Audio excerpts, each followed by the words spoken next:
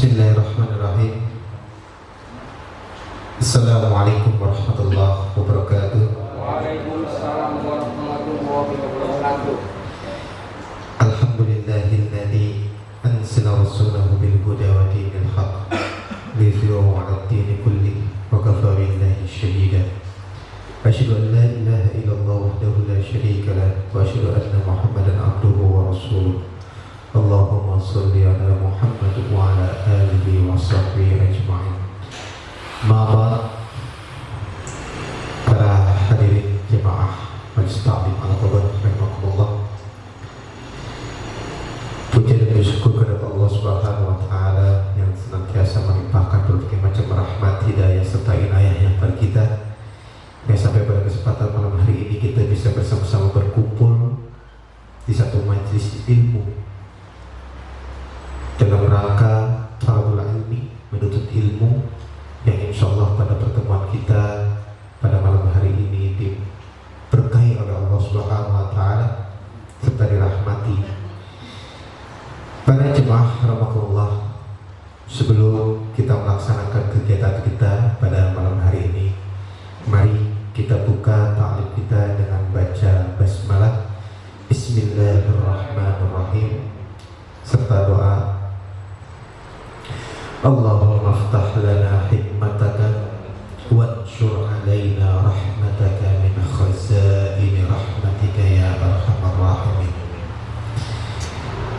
Sebagai pengawal taklim kita pada kesempatan malam hari ini, mari sama-sama kita buka kitab suci Al-Quran, yaitu pada surat Al-Anbiya ayat 30 sampai ayat 41. Surat Al-Anbiya surat ke-21 ayat 30 sampai ayat 41.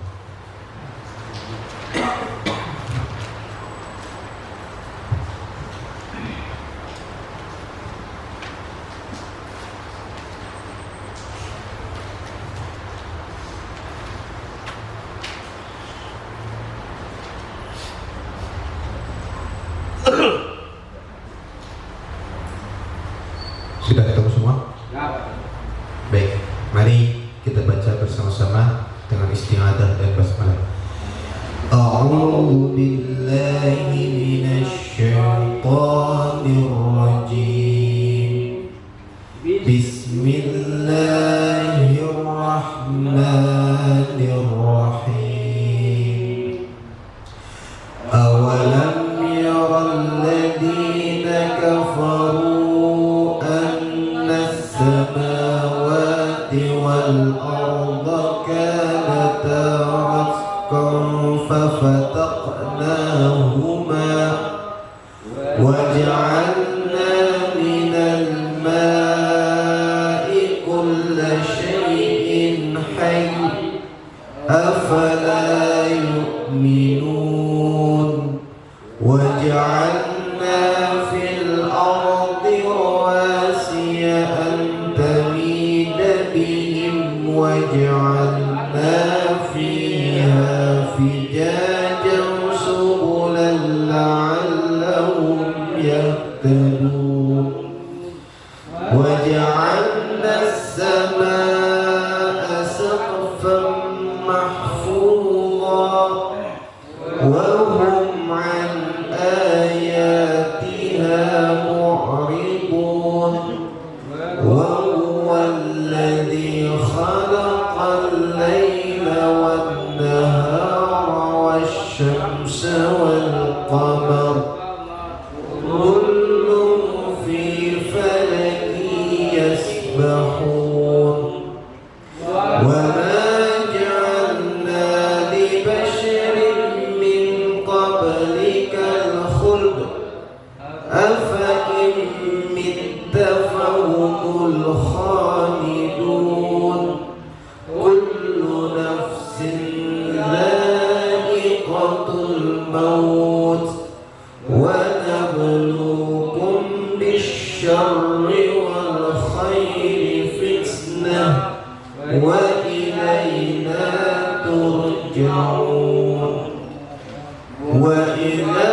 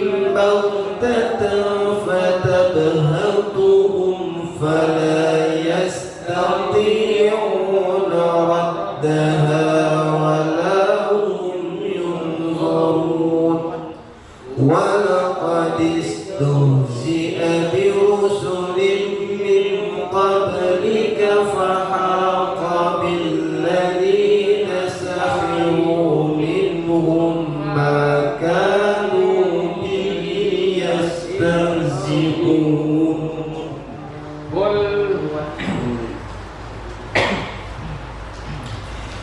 Dan apakah orang-orang kafir tidak mengetahui bahwa langit dan bumi keduanya dahulu menyatu, kemudian kami pisahkan antara keduanya, dan kami jadikan segala sesuatu yang hidup berasal dari air, maka mengapa mereka tidak beriman? Dan kami telah menjadikan di bumi ini gunung-gunung yang kokoh agar ia tidak guncang bersama mereka. Dan kami jadikan pula di sana jalan-jalan yang luas agar mereka mendapat petunjuk. Dan kami menjadikan langit sebagai atap yang terpelihara, namun mereka tetap terpaling dari tanda-tanda kebesaran Allah. Itu matahari, bulan, angin, awan, dan lain-lain.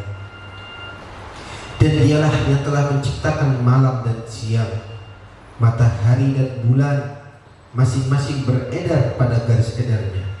Dan kami tidak menjadikan hidup abadi bagi seorang manusia sebelum engkau Muhammad. Maka jika engkau wafat, apakah mereka akan kekal? Setiap yang bernyawa akan merasakan mati. Kami akan menguji kamu dengan keburukan dan kebaikan sebagai cobaan, dan kamu akan dikembalikan hanya kepada kami. Dan apabila orang-orang kafir itu melihat engkau, mereka hanya memperlakukan engkau menjadi bahan ejekan. Mereka mengatakan, apakah ini orang yang mencela Tuhan-Tuhanmu? Padahal mereka adalah orang-orang yang ingkar mengingat Allah yang Maha Pengasih.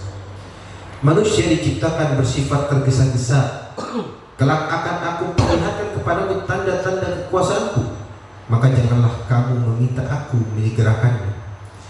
Dan mereka berkata, kapankah janji itu akan datang jika kamu orang yang benar? Seandainya orang kafir itu mengetahui ketika mereka itu tidak mampu mengelakkan api neraka dari wajah dan punggung mereka, sedang mereka tidak mendapat pertolongan, tentulah mereka tidak meminta disegerakan.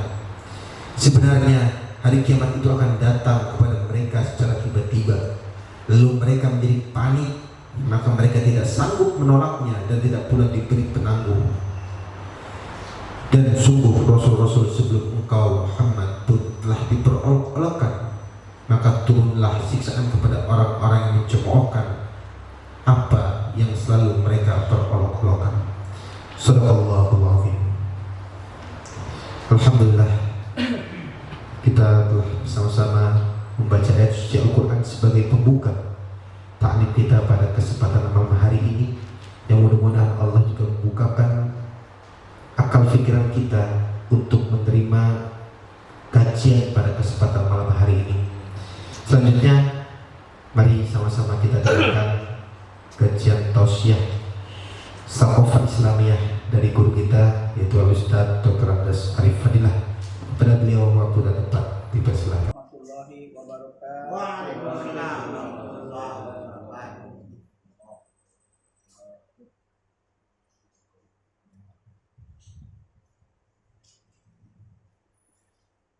Innal hamdalillah alladzi an'amana bi ni'matil iman wal islam wa hiya 'adamun ni'am.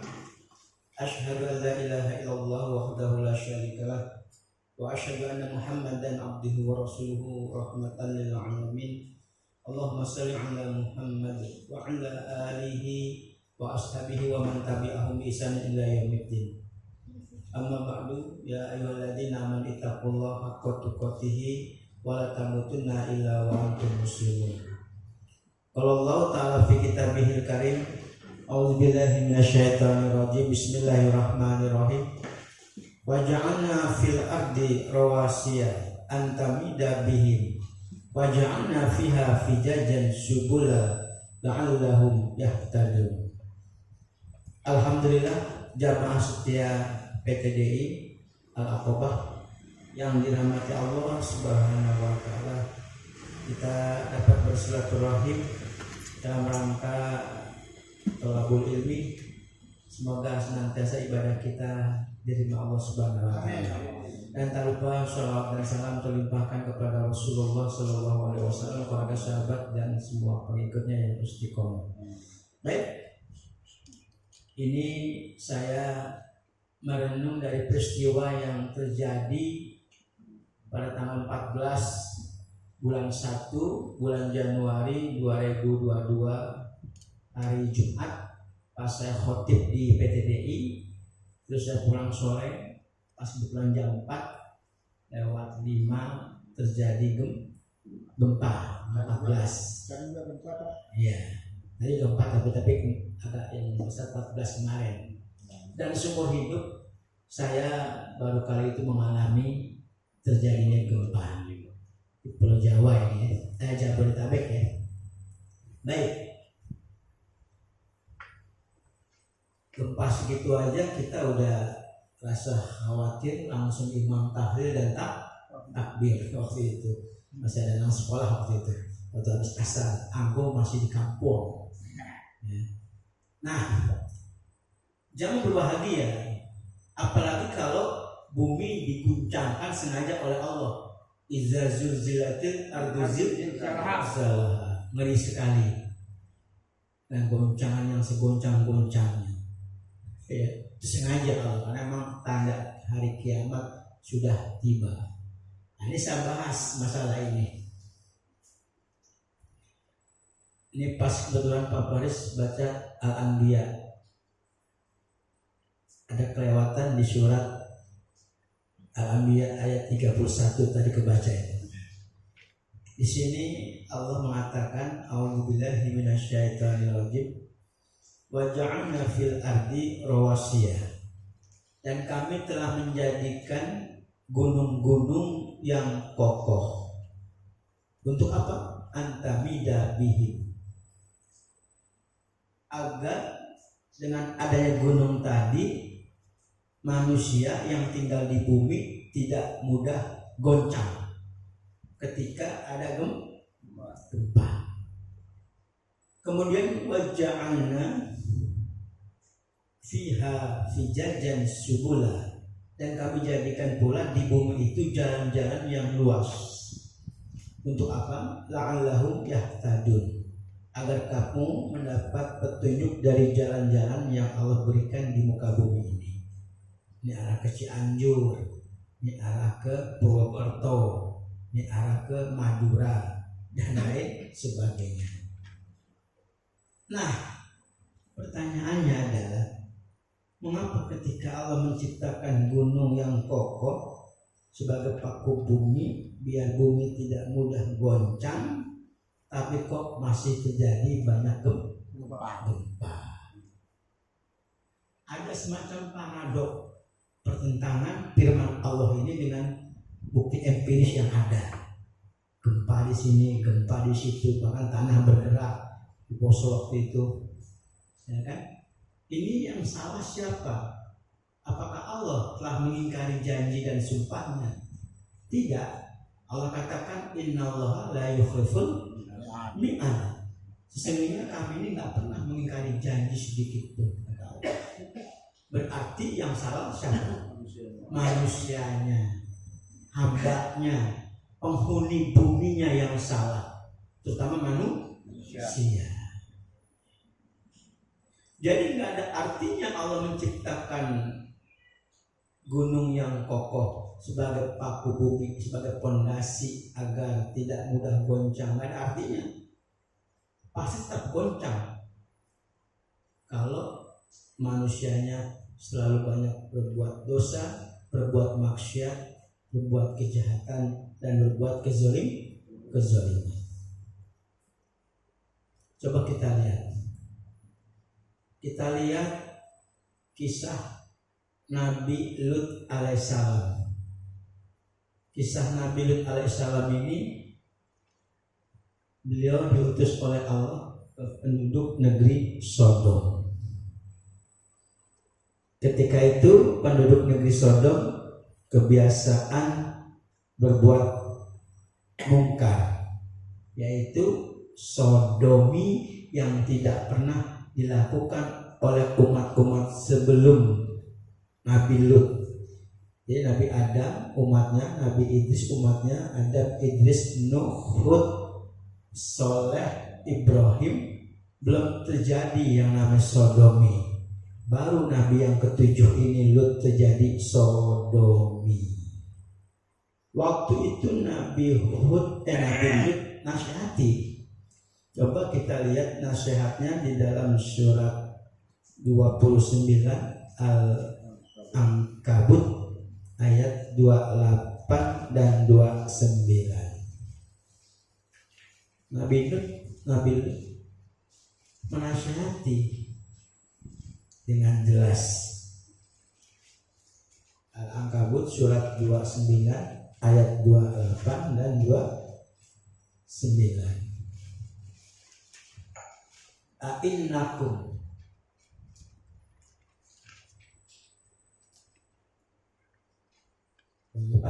waluton izokola likomihi.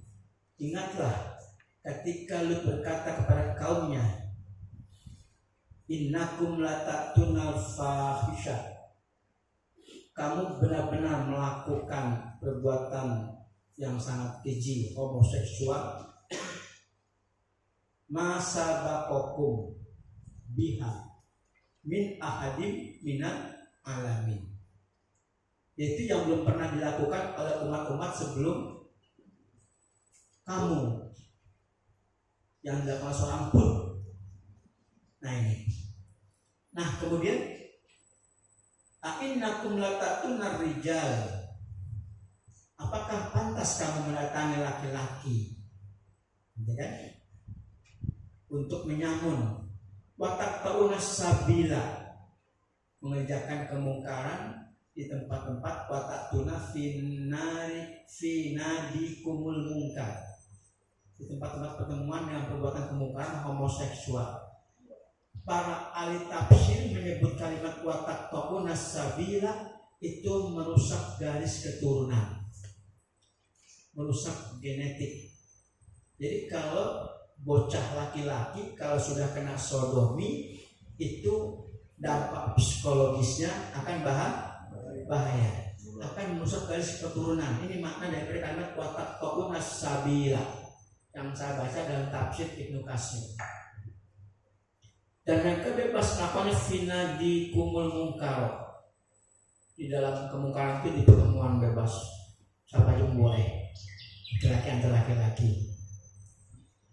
Apa jawabannya ketika dinasihati? Famakana jawaba qaumihi, tidak lain jawaban daripada kaumnya, illa angqulu tina bi adzabillah in kunta minash-shadiqin. Wahai Lut, kalau engkau memang betul seorang nabi, sekarang gak usah banyak ngomong, datangkan saja ajab kepada kami. Kalau memang engkau termasuk orang-orang yang benar, bukan tobat, bukan insaf, malah menantang azab Allah Subhanahu wa Ta'ala. Spontan permintaan umat Nabi Lut untuk disodom oleh Allah dijawab langsung dengan gempa bumi dibalik dan dilempari batu dari tanah terbakar secara bertubi-tubi. Lihat dalam surat 11 ayat 82. Nabi Lut dakwahnya nggak didengar dan dia minta segera diazab. Maka Allah katakan falamma jaa amruna, maka tatkala perintah kami datang kepada mereka, perintah berupa bencana, apa? Ja'alna 'aliyaha safilaha, kami jadikan penduduk negeri Sodom terbalik. Ja'alna 'aliyaha safilaha, kami jadikan posisi yang atas menjadi terbalik ke bawah. Kemudian wa amtorna 'alaiha hijaratan min sijilin mamdud, dan kami lempari mereka yang melakukan sodomi dengan batu dari tanah terbakar secara bertubi-tubi, seperti kasus burung ababil yang menghancurkan raja pasukan gajah.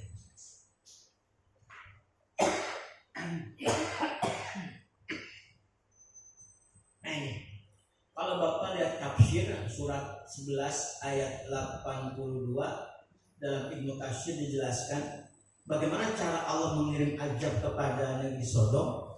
Itu negeri Sodom diangkat ke atas langit dengan sayapnya.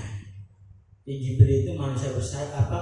Makhluk malaikat yang bersayap Pak, yang mempunyai kekuatan 600 dimensi.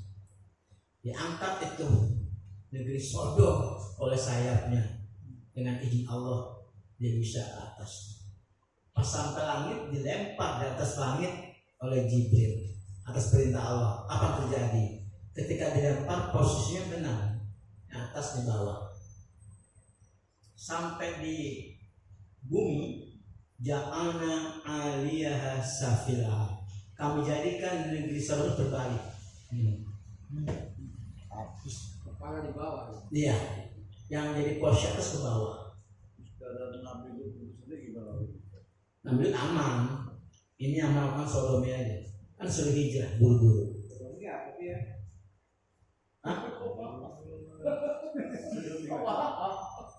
Bisa nggak tahu apa? Kaum Lut aja lu. Terus apa lagi Pak? Nah sampai di situ. Wa amtarna 'alaiha hijaratan min sijilin mamdud. Allah mengirim lemparan batu dari tanah terbakar dan bertubi-tubi kepada mereka yang melakukan sodomi. Ibnu Katsir menjelaskan lebih rinci. Batu itu ada nama-nama mereka. Katakan kalau yang melakukan sodomi itu si John dengan si Alex, maka yang turun batu yang bernama John dan Alex. Nama John ya kena diri John, batu nama Alex kena si Alex, dan seterusnya dan seterusnya. Luar biasa. Tafsir Ibnu Katsir dalam ayat ini yang saya baca. Padahal di negeri Sodom ada gunung yang Allah ciptakan, tapi nggak mampu menahan gempa dan kekuatan malaikat Jibril. Itu karena maksiat, ya, karena dosa-dosa mereka. Ada lagi Pak, prediksi yang sangat mengerikan di negeri ini. Bukan pindahnya ibu kota ke Kalimantan Timur, Balikpapan, bukan.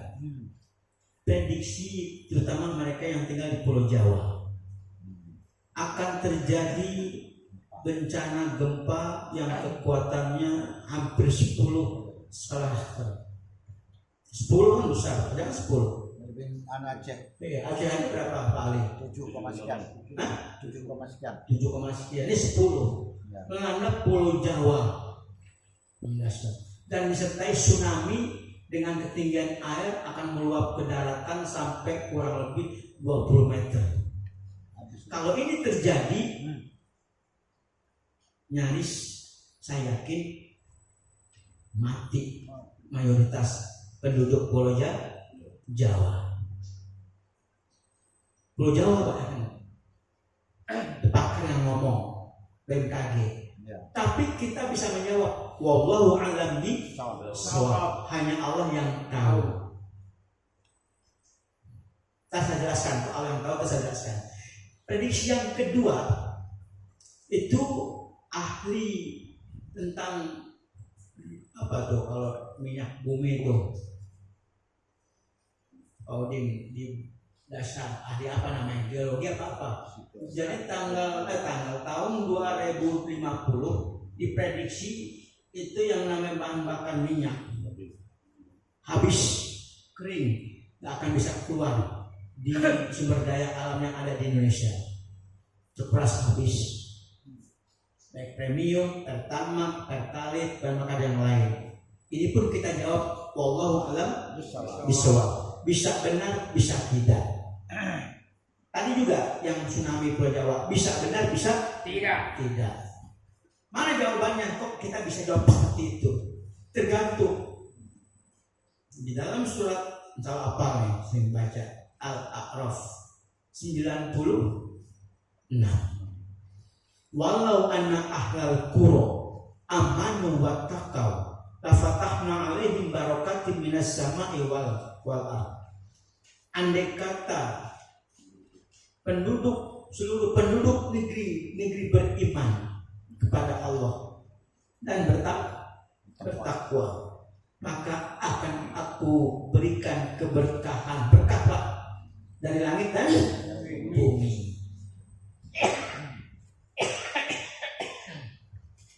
Jadi prediksi 2 tadi itu gempa tsunami di Pulau Jawa dengan habisnya bahan bakar minyak ini akan terjadi kalau penduduk satu negeri baik pejabat, pemimpin dan rakyatnya beriman dan bertakwa, barokah turun.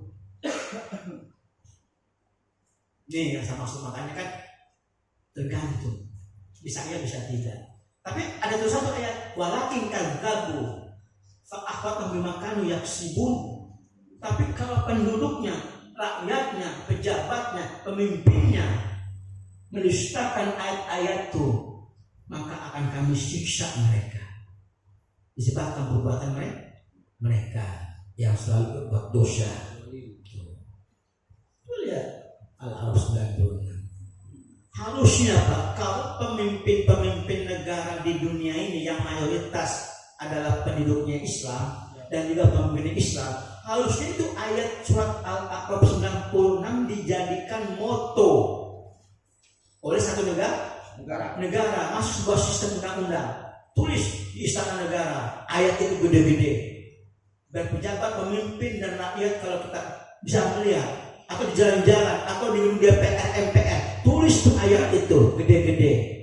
Jikalau penduduk negeri beriman dan bertakwa kepada Allah, barokah akan aku turunkan di langit dan bumi. Tapi kalau mendustakan ayat-ayatku, maka kami siksa mereka sebabkan perbuatan mereka.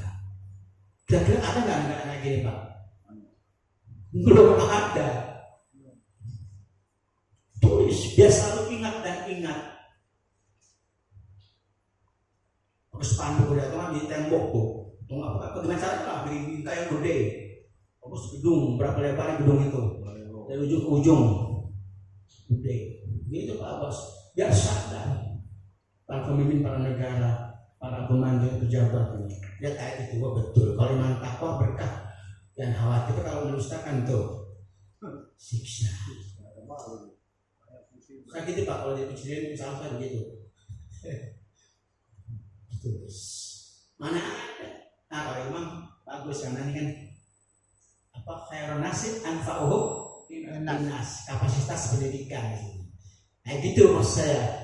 Sebaik-baik manusia yang bermanfaat untuk orang lain. Setiap ada masuk keluar baca hadis itu sama. Kalau istana, para petugas, pegawai, pejabat, DPR, MPR, anggota legislatif, yudikatif dan eksekutif, lihat dibacanya selalu ingat ayat itu. Al-A'raf 96. Kita teruskan. Ya. Oh iya, tadi turun ya. Iya. Ini repot ya. Berarti dia pengen mengundang ajak Allah Pak Abbas. PKI tahu ya. Dia pengen mengundang ajak Allah, siksa Allah. Gitu. Kita teruskan. Pertanyaan berikutnya adalah mengapa setiap banyak terjadi bencana di negara Indonesia semenjak barangkali kemerdekaan, waktu didirikannya negara ini yang berdiri atas pencoretan syariat Islam dalam Piagam Jakarta 7 kata itu dihapus sampai detik ini. Sepertinya negara ini nggak berhenti dari musibah, bencana alam dan bencana manusia. Karena Pak saya katakan dalam kajian Al-Aqobah, di mana saya berada saya ngisi, akan kehancuran negeri ini jika bakal musibah datang terus sudah berganti, belum selesai justru lagi, itu akibat syariat Islam dalam Piagam Jakarta ketuhanan dengan menjalankan syariat Islam bagi para penduduk dihapus. Itu jika bakalnya. Sehingga Allah katakan dalam surat Ibrahim ayat 28, Alam tara ilal ladina badalu nikmatallahi kufran wa ahalu qaumahum darul bawar. Tidakkah mereka perhatikan bagaimana mereka telah menemukan nikmat Allah dengan bentuk kekafiran dan membawa umatnya, rakyatnya ke jurang lembah kebinasaan atau kehancuran. Surat 14:28. Dari situ, dengan dihapusnya syarat Islam, Jakarta, dengan secara tidak langsung mereka telah membawa umatnya, rakyatnya ke lembah jurang kebinasaan. Jadi gitu Pak, kalau baca ayat jangan tekstual, tapi kita ambil kontekstualnya. Apakah ada korelasinya ayat ini? Ada. Baik. Ya. Jadi ketika ada bencana, gempa, tsunami, kok NKRI dari Sabang sampai Merauke masih utuh berdiri? Tidak seperti Sodom, habis hancur, sekarang nggak ada bekas-bekasnya, hilang lenyap di telan bumi. Tapi Indonesia itu masih ada, masih gagah, ya, masih berdiri. Negara NKRI ini dari Sabang sampai Merauke. Ada apa ini? Oh, ternyata ada paku bumi, masih ada paku bumi pondasi di Indonesia. Apa saja? Mari kita lihat, kita baca. Pertama, surat Al-Anfal. Surat ke-8